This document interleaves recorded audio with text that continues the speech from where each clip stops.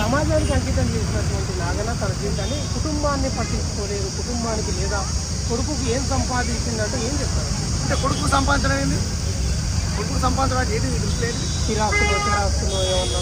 చిరాస్తులు ఎవడు బతకడం కోసం, ఎవడు బతకడం కోసం? నాగన్న కొడుకు మంచి జ్ఞానం ఇచ్చిండు, నాగన్న కొడుకు మంచి సంస్కారాన్ని ఇచ్చిండు. సంస్కారాన్ని మించినటువంటి సంపద ఏం చేసుకోవడం కోసం? సంస్కారాన్ని మించిన సంపద దేనికోసం?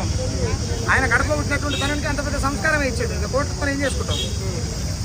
దాన్ని పరపు వేసుకొని పాడుకోలేం కదా. కాబట్టి ఏమంటుంటే సంస్కారవంతమైనటువంటి జీవితాన్ని కలిపేయడమే పెద్ద ముచ్చట కదా, అదే పెద్ద సంపాదన. ఇప్పుడు మీరు ఒక మాట చెప్పను అంటే, బండి సంజయ్ కేంద్ర మంత్రి, మీరు కొడుకు సంపాదన ఇవ్వలేదు అన్నది కాబట్టి చెప్తున్నాను. సబ్సిడీ కాకపోవచ్చు కానీ మీకు అర్థమవుతుందని చెప్తున్నాను. సేమ్ టైం ప్రేక్షకులు కూడా అర్థం కావాలని చెప్తున్నాను. ₹1,00,00,000 సంపాదించింది బండి సంజయ్. కొడుకు ఏం చేసిండు? కూటికి లేదు నాగన్నకు. కొడుకు ఏం చేసిండు? సంస్కారవంతమైనటువంటి జీవితం బతుకులు చాలా బ్రదర్.